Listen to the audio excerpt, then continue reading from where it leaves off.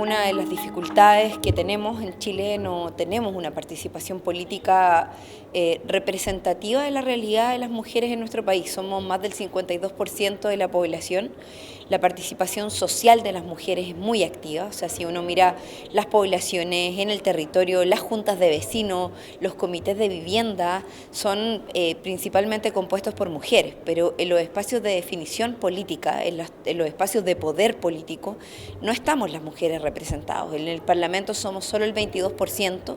Desde la última elección parlamentaria logramos aumentar nuestra representación de un 16 a un 22, solamente porque logramos avanzar en una ley de cuotas que permite que las campañas, las candidaturas en los partidos políticos no superen el 60% ninguna de los dos géneros, pero eso no ha sido suficiente, porque una cosa son las candidaturas y otra cosa es la elección.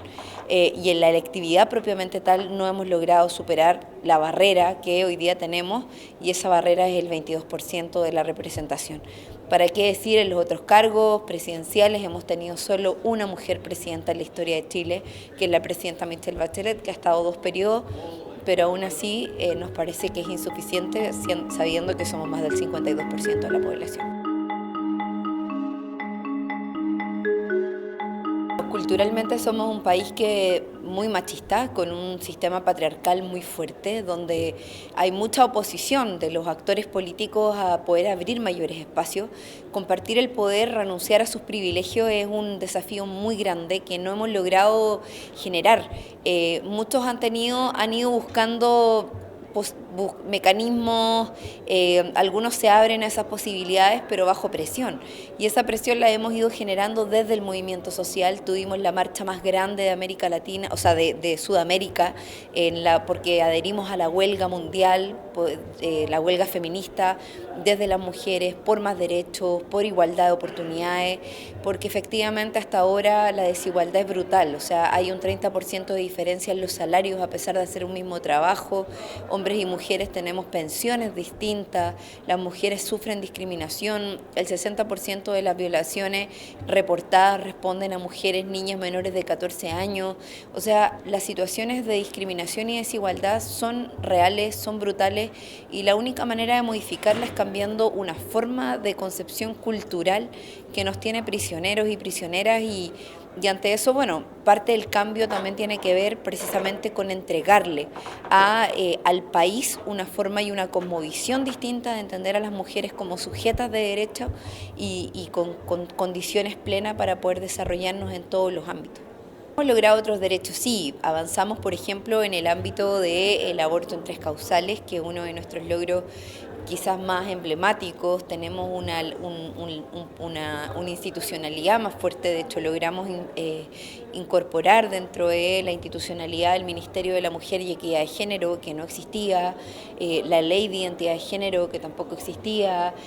Hoy día estamos discutiendo en el Parlamento la Ley de Cuotas para la elección municipal, que también para incorporar más alcaldesas y concejalas en las elecciones municipales, pero también son proyectos, son debates que estamos dando que todavía no están completamente resueltos, pero todavía es un proceso que está en debate, que está en discusión, y de la cual tenemos muchísima resistencia masculina, porque eso significa disminuir el poder de los hombres para aumentar los espacios de representación y poder político de las mujeres, y eso siempre causa resistencia en aquellos que no quieren renunciar a los espacios de poder político y a los privilegios que han ostentado durante muchos años.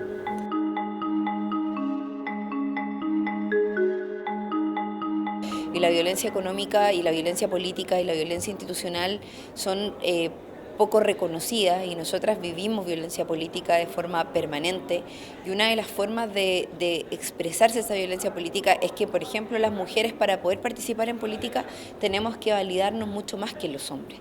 O sea, validar nuestras capacidades, demostrar que somos capaces de hacer algo, que somos, o sea, si una mujer es joven, es profesional, qué sé yo, tiene capacidades o tiene una historia, es mucho más difícil de considerar, a pesar de que tenga las mismas condiciones que un hombre.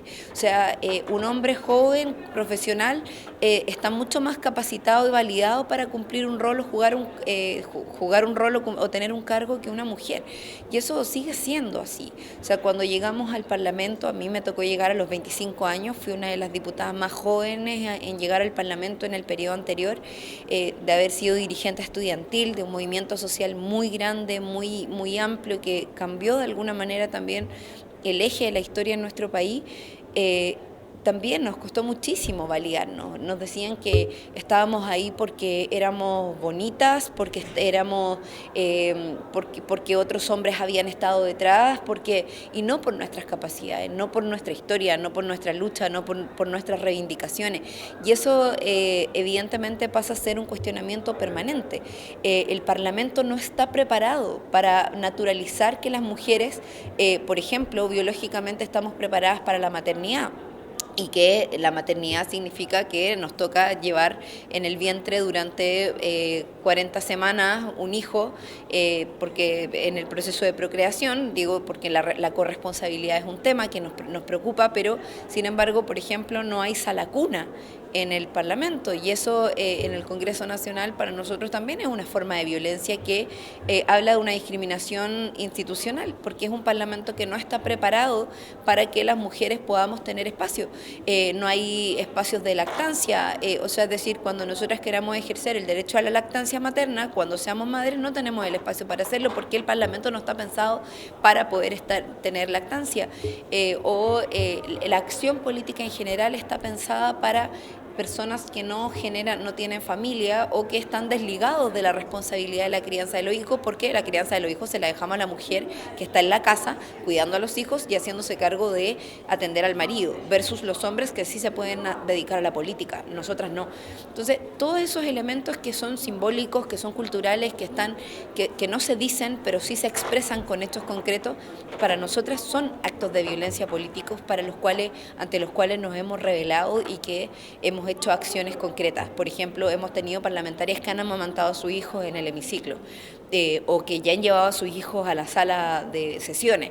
Y creemos que eso es muy importante de reivindicar porque la maternidad no puede ser un problema para la acción política, ni mucho menos una traba ni una determinación que nos limite frente a la acción de llevar adelante el rol de la representación.